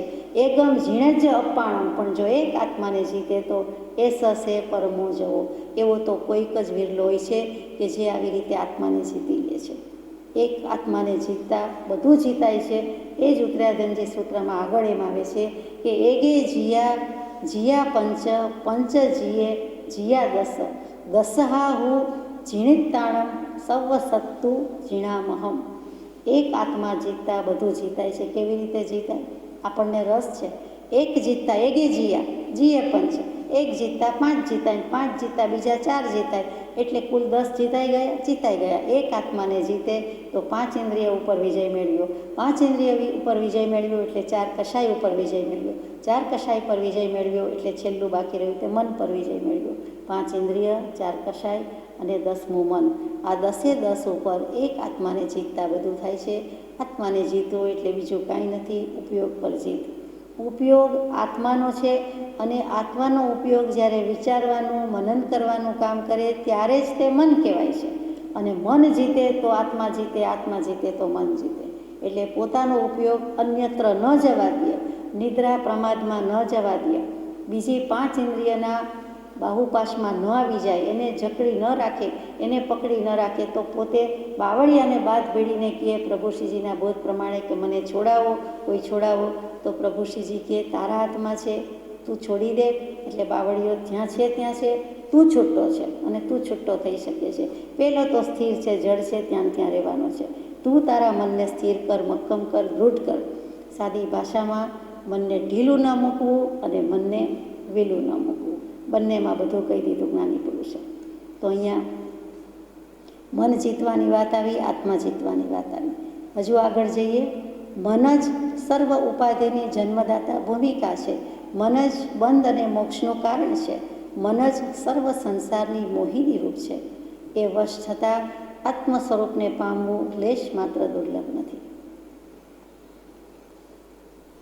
ઉપર મૂક્યું છે ઉત્તરાધનજી સૂત્રમાં નમી રાજર્ષિની વાત. રાજર્ષિ એટલા માટે કે પહેલાં રાજા હતા અને પછી ઋષિ થયા. આપણે ભાવના બોધમાં નમી રાજર્ષિનું દૃષ્ટાંત સવિસ્તર લીધું છે, તે વિચારવાની વિનંતી છે. અને તે જ નમી રાજર્ષિને શક્રેન્દ્ર મહારાજે, ઇન્દ્ર મહારાજાને મન થયું, પરીક્ષક બુદ્ધિ થઈ, એટલે એની પાસે આવ્યા અને બધું લાલચ, લોભામણા, બધી જે કંઈ આકર્ષણ હતા તે કહ્યા કે જાઓ તમારી નગરી બળે છે, આમ બળે છે, તેમ બળે છે, આમ થયું છે, તેમ થયું છે વગેરે. તો કે મારું કાંઈ બળતું નથી. અને એ બોધ આપ્યો કે 10 લાખ સુભટને જીતવા કરતાં આત્માને જીતવો મુખ્ય છે, અને મેં જીત્યો છે. નમી રાજર્ષિ પરીક્ષામાં સફળ પુરવાર થયા. ઇન્દ્ર મહારાજા એમને વિજયની વરમાળા પહેરાવીને ચાલ્યા ગયા કે હું પરીક્ષા કરવા આવ્યો હતો, પણ હું હાર્યો, આપ જીતી ગયા. અને આપણે જીનાગમથી વાત લીધી, પરમ કૃપાદેવે અહીંયા એ મૂકી. ત્યાર પછી તરત જ ઉપનિષદની વાત મૂકે છે કે મન જ સર્વ ઉપાધિની જન્મદાતા ભૂમિકા. મૈત્રાયણી ઉપનિષદ જુઓ, ઉપનિષદ પણ 108 ઓછામાં ઓછા, આમ તો અનેક છે, એમાંથી 108 તો આજે પણ મળે છે. 108 ઉપનિષદમાં 8-10 મુખ્ય, એમાં એક મુખ્ય ઉપનિષદ તે મૈત્રાયણી ઉપનિષદ. એ ઉપનિષદમાં અનેક જનેક વિદેહી થઈ ગયા, તેમાંના બૃહદ્રથ રાજા. એ બૃહદ્રથ રાજા પણ દેહ છતાં વિદેહી દશા એટલે જનક વિદેહી છે. પણ જ્યારે એ દશા પ્રાપ્ત નથી થઈ, ત્યાં ત્યારે એક ઉત્સાયન નામના ઋષિ કે મુનિને પ્રશ્ન કરે છે કે પ્રભુ મને આત્મતત્વ વિશે સમજાવો, આત્મતત્વની વિચારણા કયો. એવું કંઈક તત્વ છે, એવી કોઈક વસ્તુ છે કે જે જીતું તો જ બધું ઉત્તમ, એ ન જીતું તો આ સંસાર મારો, આ ફેરો મારો અફળ જાય. તો મને કંઈક કે કરો, કંઈક કૃપા કરીને કયો. એટલે કે આત્મા કેમ પ્રાપ્ત થાય, આત્માનું કલ્યાણ કેમ થાય, મોક્ષ કેમ થાય, આત્મજ્ઞાન મને જોઈએ છે, આત્મતત્વની ઓળખ જોઈએ છે, બીજું કાંઈ જોઈતું નથી. એમ કરીને એ બૃહદ્રથ રાજા કૌત્સાયની મુનિને પૂછે છે, ઋષિને પૂછે છે. પછી એ મુનિ કૃપા કરે છે, ભગવાનની સ્તુતિ કરે છે, ગુરુની સ્તુતિ કરે છે, દેવની સ્તુતિ કરે છે અને વિનયપૂર્વક સમજાવે છે. અને તે જે સમજાવે છે તેમાં એક શ્લોક એવો છે કે મનઃ એવ મનુષ્યાણામ કારણમ બંધ મોક્ષયો. એટલે કે મન જ મનુષ્યોને બાંધે છે, બંધનું કારણ પણ મન છે અને મોક્ષનું કારણ પણ મન છે. એવું આપણને ગમ્યું. બંધનું કારણ તો સમજ્યા, પણ મનથી જ છૂટી શકાય છે. બંધાય વિષયાસક્તૌ મુક્ત્યૈ નિર્વિષયમ સ્મૃતમ ઇતિ. એના પછીનું ચરણ છે કે મન જ મનુષ્યના બંધ મોક્ષનું કારણ છે. જો વિષયમાં આસક્તિ રાખે છે તો બંધ બને છે, અને વિષયમાં અનાસક્ત રહે છે તો તે મોક્ષનું કારણ થાય છે, આત્માનું જ્ઞાન થાય છે, આત્મજ્ઞાન થાય છે. કેટલી મજાની વાત! જે ચાવીથી તાળું બંધ થાય છે તે જ ચાવીથી તાળું ખુલે છે. હવે તો કદાચ ચાવીની જરૂર ન પડે એવા લોકો આવ્યા, પણ એમાં કલ જોઈએ છે, કાંઈક તો જોઈએ જ છે, કાંઈક તો છે જ છે. બટ મેગ્નેટ હોય તો પણ કંઈક તો થયું છે. તો એ જ મન જે કારણ બંધના દેહ બંધનો પંથ, તે કારણ છે દકદશા, તે જ મોક્ષનો પંથ. આત્મસિદ્ધિ શાસ્ત્રમાં એ જ વાત મૂકી કે જે બંધના કારણ છે ત્યાંથી નિવર્તી જાય, એનો છેદ ઉડાડી દે, એટલે બાકી રહ્યો તે આત્મા, બાકી રહ્યું તે આત્મજ્ઞાન અને મોક્ષ. કેવી રીતે? તો કે મન હેરાન કરે છે, પજવે છે, બધાને સતાવે છે. તો કે એમાં લય અને વિક્ષેપ વિનાનું હોય તો તદ્દન સ્થિર બને છે. આત્માનો ઉપયોગ કાં તો શુભ છે કાં તો અશુભ છે, એટલે કે અશુદ્ધ થઈ જાય છે. જો અશુદ્ધ ન થવા દઈએ તો કેવો હોય? શુદ્ધ જ હોય, જેવો છે તેવો જ હોય. નાભી પ્રદેશમાંથી આત્માનો ઉપયોગ જે ઉઠે છે તે તેવોને તેવો શુદ્ધ જ હોઈ શકે છે, જો આપણે શુભાશુભ ભાવ ન કરીએ, સાચા ખોટા વિચાર ન કરીએ, અથવા તો કોઈ પણ વિકલ્પ ન કરીએ, કોઈ પણ વિક્ષેપ ન કરીએ, તો એકદમ સ્થિર છે. અને એ સ્થિર છે ત્યાં એનું મન પણ નીકળી ગયું, એટલે કે મનનો લય થઈ ગયો. આ મનોલય, આ અમનસ્ક યોગ, હેમચંદ્રાચાર્યજી અમનસ્ક યોગ કહે છે વેદાંતમાં અને યોગ વાસિષ્ઠમાં, લઘુ યોગ વાસિષ્ઠમાં, યોગ વાસિષ્ઠ મહારામાયણ એઝ એ હોલ, એ બધામાં જ મનોલયની વાત આવે છે. વેદાંત ઉપનિષદની ભાષામાં મનોલય છે, હેમચંદ્રાચાર્યજીએ અમનસ્ક યોગ કર્યો છે. અને એ જ વસ્તુ અહીંયા કહી છે કે ગમે ત્યાંથી પણ ઉપયોગ શુદ્ધ રાખવો, આત્મ ઉપયોગમાં આવવું, અને ઉપયોગ તે જ વખતે અનન્ય થાય છે. આત્માને આત્માનો અનુભવ થઈ જાય છે. આનંદ અને સુખની વાત જે બહુ પુણ્ય કેરામાં હતી, તે નિર્દોષ સુખ, નિર્દોષ આનંદનો ત્યાં અનુભવ થાય છે. એટલે તે સમય પૂરતો તે સિદ્ધ બને છે, પરમપદમાં પ્રાપ્તિ થાય છે, મુક્તિ થાય છે. અને એક વખત મુકાયો, મિથ્યાત્વથી મુકાયો, એક વખત મૂકી શકાયો, તો પછી બીજા પણ એટલા સમય મળે છે કે જ્યારે તે મુકાઈ જાય છે અને મોક્ષગામી થઈ જાય છે. ટૂંકમાં મન સાધ્યું તેણે સઘળું સાધ્યું. મન વડે ઇન્દ્રિયોની લોલુપતા છે. ભોજન, વાજિંત્ર, સુગંધી, સ્ત્રીનું નિરીક્ષણ, સુંદર વિલેપન, એ સઘળું મન જ માગે છે. માગ્યા વિના માય ન પીરસે, એટલે મન જ માગ કરે છે ત્યારે આત્મા આપી દે છે, અને અથવા તો પોતે આ જીવ આપી દે છે. શું કામ આપી દે? આત્મા શબ્દમાં આવ્યો કે નહીં, તો એ પીરસી દે છે. શું કામ? એણે માગ્યું એટલે. પણ એણે માગવાની ટેવ પડી છે, પણ આપણે આપી દેવું એવું નથી. કેમ કે ઇન્દ્રિયોની લોલુપતા છે, લલુપતા છે, જે કહીએ છીએ લાલચ છે, તે 5 ઇન્દ્રિયના વિષયની છે. ઇન્દ્રિયના વિષયો ખરાબ નથી, એમાં મન જાય છે, પરોવાય છે, તે ખરાબ છે. તો આ 5 ઇન્દ્રિયના વિષયને કાંઈ આડે શું થાય છે? મોહિનીમાં રહેવાય છે, મોહનીય કર્મમાં જ રહેવાય છે. અને મોહિની આડે તે ધર્મને સંભાળવા પણ દેતું નથી, એ ધર્મને યાદ પણ કરવા દેતું નથી, સ્મૃતિમાંય આવતું નથી, અને અહીંયા સંભાળવા દેતું નથી. સંભાળ શું? તો કે સમ્યક પ્રકારે બધી રીતે ભરવું, ભરણપોષણ કરવું. એટલે એમાં to fill it up with something, તો એ ભરવા દેતું નથી, એ એમ્બ્રોઇડરી થવા દેતું નથી, એ છાપ ઉપસવા દેતું નથી, એ ખાલી હોય ને એમાં ભરવા દેતું નથી. ધર્મ કહેતા ત્યાં ઉપયોગ, ત્યાં ધર્મ, એ ઉપયોગ બીજે જતો રહે છે, એટલે ધર્મને સંભાળવા પણ દેતું નથી.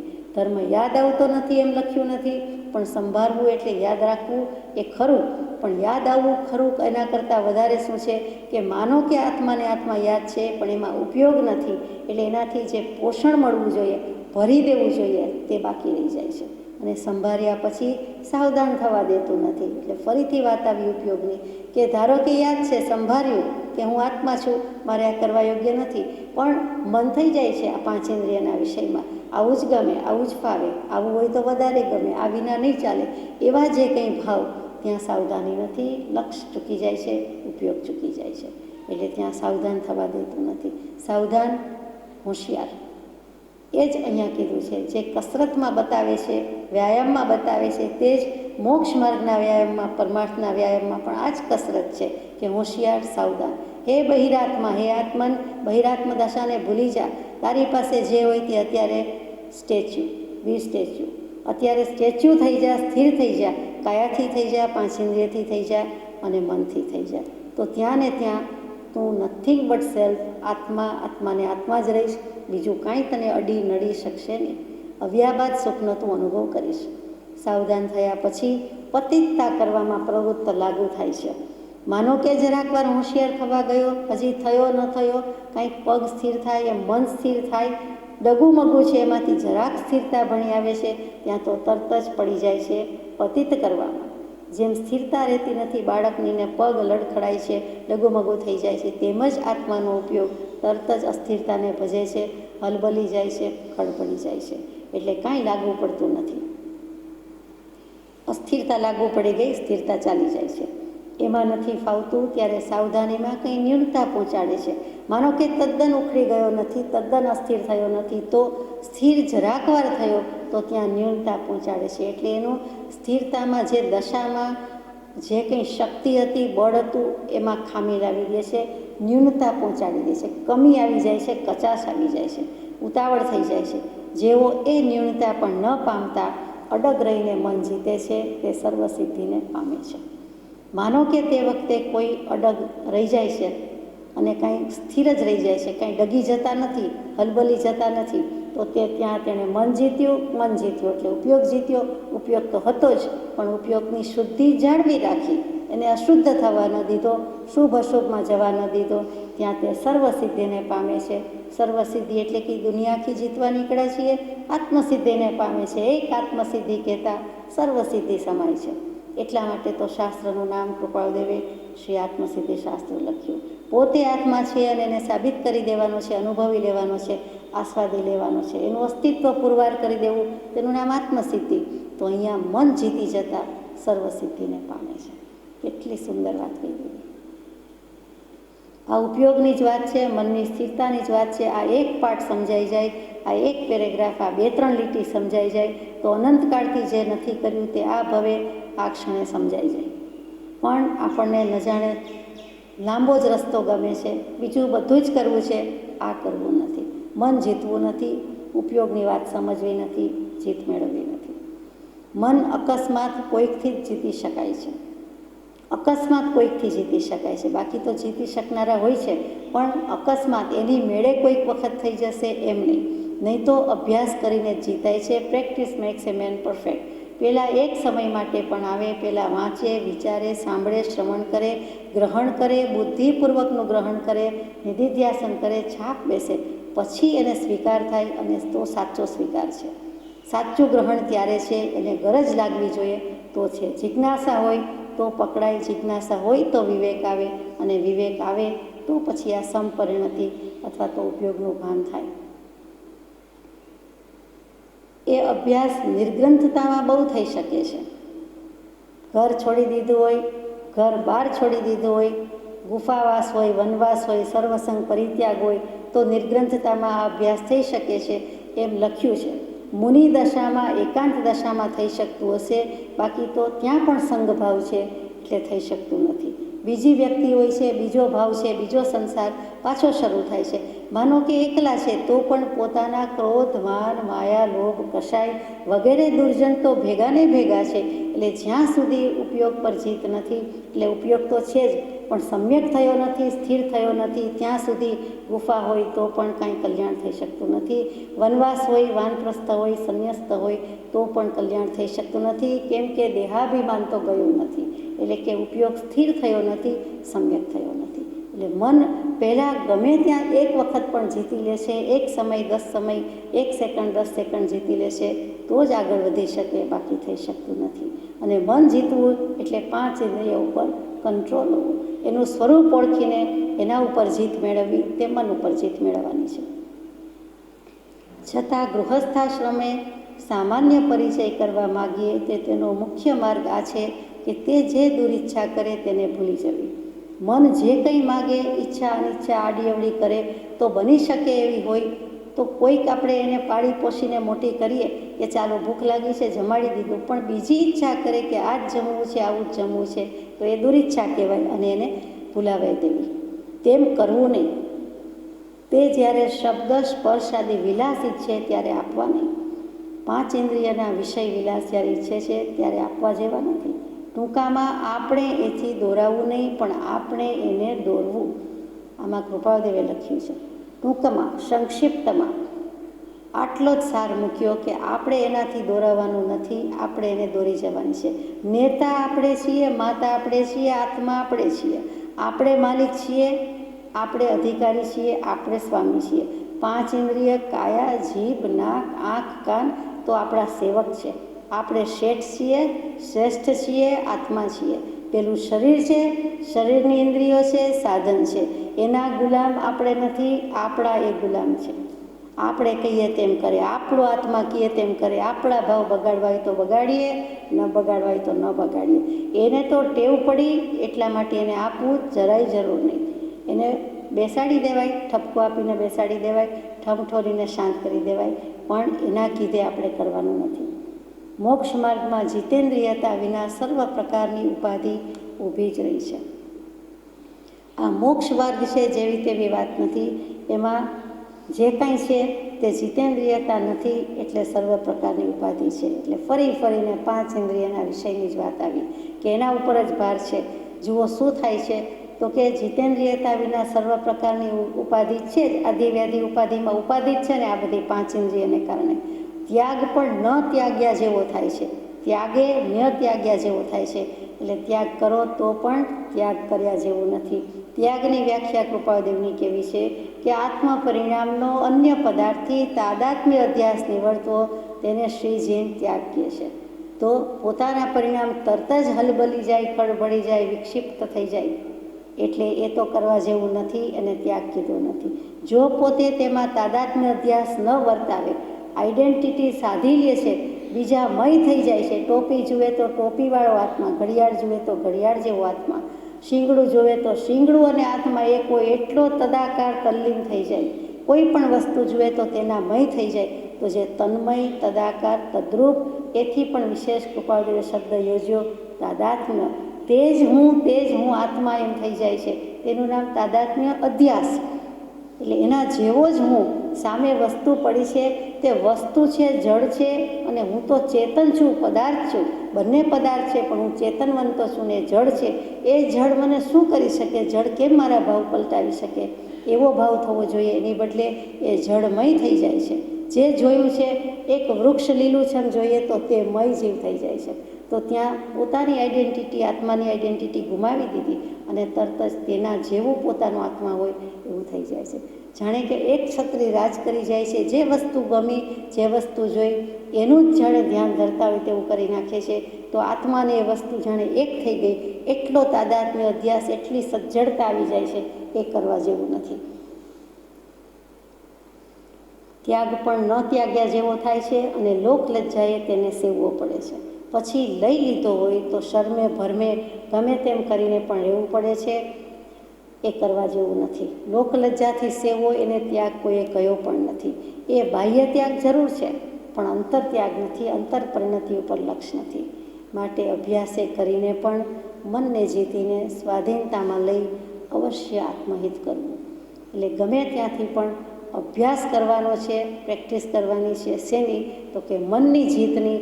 અને તો સ્વાધીનતામાં આવશે. સ્વાધીન સુખ, આત્માને આત્માનું સુખ છે એ જ સ્વાધીન છે. બીજું કોઈ સુખ સ્વાધીન નથી. આત્મા સ્વ પોતાને અધીન શું છે?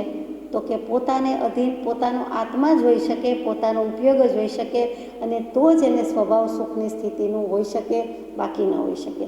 સ્વાધીનતાનું સુખ એટલે જ સ્વતંત્રતાનું સુખ. સ્વતંત્ર, સ્વાધીન.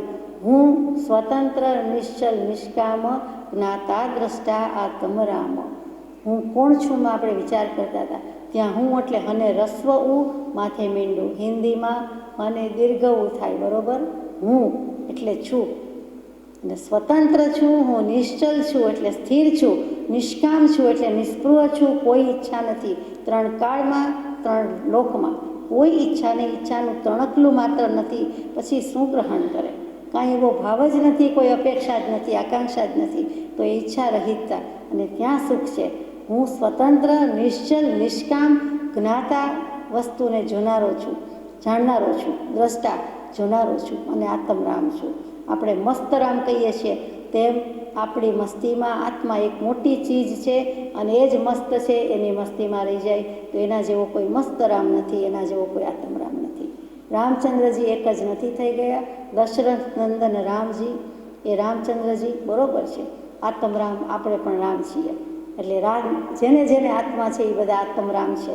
એટલે 4 રામ કયા છે? એક દશરથ નંદન રામ, એક પોતાનું આત્મરામ, એક બ્રહ્મમાંથી આ જગત સ્થાપ્યું, સ્થપાયું, સર્જાયું. એટલે વેદાંતિ પ્રમાણે તે એક રામ કા, એક બ્રહ્મ કા, એક રામ કા સકલ પથારા. એટલે એ રામ પણ થયા. અને બીજા ખરેખર જે રામ થઈ ગયા તે કયા રામ થયા? મર્યાદા પુરુષોત્તમ શ્રી રામ. આત્માની મર્યાદામાં જે પુરુષ જીવી ગયો અને ઉત્તમ રીતે જીવી ગયો તે મર્યાદા પુરુષ ઉત્તમ. પુરુષ કહેતા આત્મા, ઉત્તમ કેટલા જ્ઞાનવાળા, મિથ્યાત્વ જેનું ગયું છે તે, અંધકાર જતો રહ્યો છે તે, અને મર્યાદા કહેતા આત્માની મર્યાદા. પોતાની લક્ષ્મણ રેખામાં જે રહ્યા, આત્માની લક્ષ્મણ રેખામાં રહ્યા તે મર્યાદા પુરુષોત્તમ શ્રી રામ. અહીંયા બીજા રામ પરમ કૃપાળુદેવ પોતે. તો આપણે વાત કરતા હતા કે જીતેન્દ્રિયતાનું આટલું બધું મહત્ત્વ છે. મનુસ્મૃતિ ઘણીવાર યાદ કરીએ છીએ, નીતિશાસ્ત્રની વાત આવે એટલે. તો મનુ મહારાજે પણ શ્રુતિમાં કીધું છે, એક શ્રુતિ મજાની છે મનુસ્મૃતિની, કે શ્રુત્વા સ્પૃષ્ટવા ચ દૃષ્ટવા ચ ભુક્ત્વા ચ ઘ્રાત્વા યો નરઃ. એટલે કે જે મનુષ્યને સાંભળીને, સ્પર્શીને, જોઈને, ભોગવીને, સુગંધીથી કોઈ પણ રીતે, એટલે 5 ઇન્દ્રિયના વિશેની વાત છે. ન રુષ્યતિ વા ગ્લાયતિ. જે રુષ્યતિ એટલે હર્ષ પામતો નથી, રાજીના રેડ થઈ જતો નથી. અને ન ગ્લાયતિ એટલે ગ્લાનિ પામતો નથી, દુઃખી થતો નથી, ખેદ પામતો નથી. સહ વિજ્ઞેયો જીતેન્દ્રિય. તેને જીતેન્દ્રિય જાણવો, તે જ એક જીતેન્દ્રિય છે, બાકી કોઈ જીતેન્દ્રિય નથી. 40મા પત્રમાં કૃપાળુદેવે શરૂઆતની 2 વચન જ કેવા મજાના મૂક્યા. આખો પત્ર મનન કરવા જેવો છે, બહુ સુંદર છે. પણ એ લાંબો અને સુંદર પત્રમાં પહેલી જ 2 લીટીમાં બધું કહી દીધું કે વિશાળ બુદ્ધિ, મધ્યસ્થતા, સરળતા અને જીતેન્દ્રિયતા જે આત્મામાં હોય તે તત્વ પામવાનું ઉત્તમ પાત્ર છે. આપણે તત્વ પામવું છે, ચોક્કસ પામવું છે. તો વિશાળ બુદ્ધિ હોવી જોઈએ, મધ્યસ્થતા હોવી જોઈએ, સરળતા હોવી જોઈએ. આ 3 ગુણ કદાચ પૂર્વની પ્રસાદી રૂપ છે. કેટલીક સરળતા આ ભવે આવી શકતી જ નથી. એ વાંકાપણું, વક્રતા, કુટિલતા, માયાકપટ લઈને પૂર્વનું આવ્યો છે, સીધો થઈ શકતો જ નથી. જોઈએ તેવો થઈ શકતો નથી. પરમાર્થમાં તો સરળનું કામ છે, બીજાનું કામ નથી. મધ્યસ્થતા, તટસ્થતા પણ એ સજ્જનતા દાખવી શકતો નથી, પૂર્વના સંસ્કાર છે. વિશાળ બુદ્ધિ પણ પૂર્વના સંસ્કાર. પણ ચોથું જીતેન્દ્રિયતા તે વર્તમાન પુરુષાર્થને અધીન છે. આ ભાવમાં સમજ આવે અને 5 ઇન્દ્રિયના વિષયમાં પ્રવર્તવું કે ન પ્રવર્તવું એ પોતાના હાથની વાત છે. અને તે કંટ્રોલ કરી શકે છે, રાખી શકે છે. એટલે આ ભવે જીતેન્દ્રિય ચોક્કસ થઈ શકાય છે. ટોટલી આપણા હાથમાં બાજી છે, તેમ ભગવાનને કહેવું છે. તત્વાનુશાસનમાં એક આચાર્ય મહારાજ થઈ ગયા, ઘણું કરીને ગુણભદ્ર આચાર્ય જ હશે. એમણે એક સુંદર વાત મૂકી કે ઇન્દ્રિયાણામ પ્રવૃત્તૌ ચ નિવૃત્તૌ ચ મનઃ પ્રભુ. આ મન પ્રભુ કેવું છે? મનઃ એવ જયેત તસ્માત જીતે તસ્મિન જીતેન્દ્રિય. બહુ સુંદર વાત છે કે ઇન્દ્રિયોની પ્રવૃત્તિમાં અને નિવૃત્તિમાં મન જ ઉપરી છે. માટે મન જ જીતવું જોઈએ. તે મન જીતાય ત્યારે મનુષ્ય જીતેન્દ્રિય થાય છે. મન જીતે એટલે એને મનજીભાઈ નથી કીધા, મનજીભાઈને તો જીતવાના છે, એટલે મનોરાજ ભોગવવાનું છે એમ નથી. મનોરાજ ઉપર આત્માનું રાજ ચાલે છે, ભોગવવાનું છે. હકુમત પોતાની છે, આત્માની છે. કેવી રીતે? તો કે ઇન્દ્રિયોની પ્રવૃત્તિમાં રહીએ તો પણ મન ઉપરી છે, અને ઇન્દ્રિયોની નિવૃત્તિમાં જાય તો પણ મન ઉપરી છે. ઉપરી કહેતા ઉપર, મનથી ઉપર, એથી ન્યારું. મનથી ઉપરી, મનનો ઉપરી કોણ? આત્મરામ છે, બીજું કોઈ નથી. મન ઉપરી છે કહેતા આત્માનો ઉપયોગ જ ઉપરી છે. આ જીનાગમથી વાત મૂકી છે, તત્વાનુશાસન એમણે લખ્યું છે, એટલે તરત જ મન ઉપરી કહી દીધું, એટલે કે આત્માનો ઉપયોગ ઉપરી છે. ઇન્દ્રિયો પ્રવર્તાવો તો પણ મનનું ચાલે છે, ઇન્દ્રિયોથી નિવૃત્તિ થાવ તો પણ નિર્ણય કરે છે, એટલે ત્યાં મન અધિષ્ઠાતા થયું. અને આત્માની સત્તા વડે તે પ્રવર્તે જાણ, એટલે જે કંઈ છે તે આત્માની સત્તા વડે થાય છે, આત્મરામથી થાય છે, બાકી નથી થતું. એ જ વસ્તુ સમયસારજીમાં કુંદકુંદ ભગવાન લખે. સમયસારજીની 31મી ગાથા. જીતેન્દ્રિયો જ્ઞાન સ્વભાવે અધિક જાણે આત્મને, નિશ્ચય વિશે સ્થિત સાધુઓ બાખે જીતેન્દ્રિય તે હને. સમયસારજીમાં આત્માની વાતમાં જીતેન્દ્રિયતા જેવી વાત આવે એમ સ્વાભાવિક રીતે પહેલી નજરે થાય, પણ એમાં ના આવે તો શેમાં આવે? સમયનો સાર છે, આત્માનો જ સાર છે, તો જીતેન્દ્રિયતા આત્માનો જ ગુણ છે, બીજાનો તો નથી. તો ત્યાં કીધું કે જીતી ઇન્દ્રિયો જ્ઞાન સ્વભાવે અધિક જાણે આત્મને. આત્માને જાણવાનો છે, અધિક જાણી શકે છે. કેવી રીતે? તો કે જ્ઞાન સ્વભાવથી જાણી શકે છે, બાકી જાણી શકતો નથી. આત્મ સ્વભાવ શબ્દ આપણે આવી ગયો, આત્મ ઉપયોગ આવી ગયો. અહીંયા કુંદકુંદ ભગવાન જ્ઞાન સ્વભાવ મૂકે છે કે આત્માનો જ્ઞાન સ્વભાવ તો છે જ. તો ઇન્દ્રિયો, દ્રવ્યેન્દ્રિય, ભાવેન્દ્રિય બધા ઉપર સંયમ જાળવી જાય તો એ જ્ઞાન સ્વભાવનું સામર્થ્ય છે. નિશ્ચય વિશે સ્થિત સાધુઓ, જે કોઈ મોક્ષ માર્ગની સાધના કરે છે તે બધાએ આ નિશ્ચય તો કર્યો જ હોય છે, તો જે જીતેન્દ્રિય થઈ શકે છે, અને એને ભાખે જીતેન્દ્રિય કહેવાય પણ છે, નહીં તો કહેવાતું નથી. એટલે જ્ઞાનરૂપી લગામથી જ બધું જીતી શકાય છે. જ્ઞાનરૂપી અંકુશથી અંકુશનમાં રાખી શકાય છે, નિયમનમાં રાખી શકાય છે. એટલે જ્ઞાન ગુણનો મહિમા, અહીંયા જ્ઞાન સ્વભાવનો મહિમા કયો? વસ્તુતઃ બંને એક જ છે. એટલે આ બંને વસ્તુ મૂકી દીધી છે. સમયસારજીમાં પણ હદ કરી દીધી છે આ ગાથા. જીતેન્દ્રિયતાની આટલી સુંદર વ્યાખ્યા નિશ્ચયની દૃષ્ટિથી, નિશ્ચય પ્રધાન દૃષ્ટિથી સ્વરૂપ સમજવા માટે નિશ્ચય વિશે સ્થિત સાધુઓ વાક્ય જીતેન્દ્રિય તેને. અહીંયા પરમ કૃપાળુદેવે જીનાગમથી લીધું, શ્વેતાંબર દિગંબર શાસ્ત્રોથી લીધું, વેદાંત ઉપનિષદથી લીધું, બધા દૃષ્ટાંતથી લીધું, બધા શાસ્ત્રોથી લીધું. સત્પુરુષની વાત ને દરેક એટલે કે અનંત જ્ઞાનીએ, અનંત શાસ્ત્રોએ સાક્ષી પૂરવી જ પડે છે, આપવી જ પડે છે. ટૂંકમાં એટલું જ કે મનને જીતીને સ્વાધીનતામાં લઈને અવશ્ય આત્મહિત કરવું. મન જીતાશે તો બધું જીતાશે, નહીં તો આત્મા જીતવો છે પછી તરત જ બ્રહ્મચર્યની 9 વાડ પુષ્પકે પાઠ આવે છે. એટલે આત્મામાં ચર્યા કરવાની છે, આત્મામાં જ રહેવાનું છે, શાશ્વત કાળ માટે રહેવાનું છે, સનાતન કાળ માટે રહેવાનું છે. એના માટે શરીર સાધન છે, ઇન્દ્રિયો સાધન છે, મન વચન કાયા સાધન છે, ચોક્કસ સાધન છે. પણ સત્સાધન સમજ્યો નહીં ત્યાં બંધન શું જાય. સત્સાધન તો કંઈક જુદું જ છે. સતને પ્રાપ્ત કરવાનું સાધન છે, પણ એના ઉપરની સમિતિ અને ગુપ્તિ તો જોઈએ જોઈએ ને જોઈએ જ. 5 સમિતિ અને 3 ગુપ્તિ તે શું છે? મન સંયમમાં રાખવા માટે છે, ઇન્દ્રિયો પર સંયમમાં રાખવા માટે છે. આપણે સવારની આલોચના કરીએ છીએ તે યાદ આવી ગઈ, અને તે પહેલાં સાંજે દેવવંદન કરીએ છીએ તે યાદ આવે. એમાં એક શ્લોક બહુ મજાનો હરિગીતમાં દરરોજ આપણે અનુષ્ટુપમાં ગાતા બોલતા હોઈએ છીએ સાયંકાલીન દેવવંદનમાં. ધ્યાન ધૂપમ મનઃ પુષ્પમ, પછી હરિગીતમાં ધ્યાન ધૂપમ મનઃ પુષ્પમ પંચેન્દ્રિય હુતાશનમ ક્ષમા જપ સંતોષ પૂજા પૂજ્ય દેવ નિરંજન.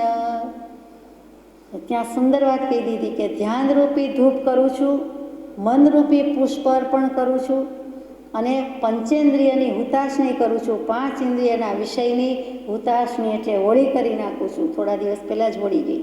તો હવે હોળી કરી નાખ્યું, બધું બાળી જાળીને દાડો કવાડો કરીને ચાલ્યા જાઓ એવો કૃપાળદેવનો પ્રભુ શ્રીજીને બોધ કે હોળીમાં બધું હોમી દીધું, હોળીમાં 5 ઇન્દ્રિયના વિષય ગયા, એની હોળી થઈ ગઈ એટલે જ્ઞાનદીપ પ્રગટી ગયો એટલે દિવાળી આવી ગઈ.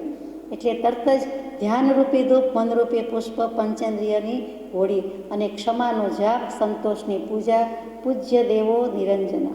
એટલે કે નિરંજન દેવ એટલે હવે એને કર્મ નથી, કર્મ આંજી શકતા નથી, કર્મ પ્રભાવિત કરી શકતા નથી, કર્મની કલુષિતતા નથી. કેમ કે એનું મુખ્ય સાધન કે નિમિત્ત કારણ એવી કાયા જ નથી. જન્મ નથી, જરા નથી, મરણ નથી, કાયા નથી, કર્મ નથી.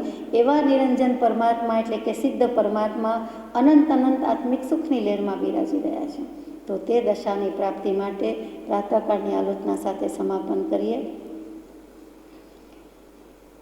सपरस रसना ग्रानन को चख कान विषय सेवन को बहु कर्म किए मन माने कछु न्याय अन्याय न जाने सुनिए जिन रज हमारी हम दोष किए अति भारी तिन की अब निवृत्ति काजा तुम शरण लगी जिन राजा तुम शरण लगी प्रभु राजा.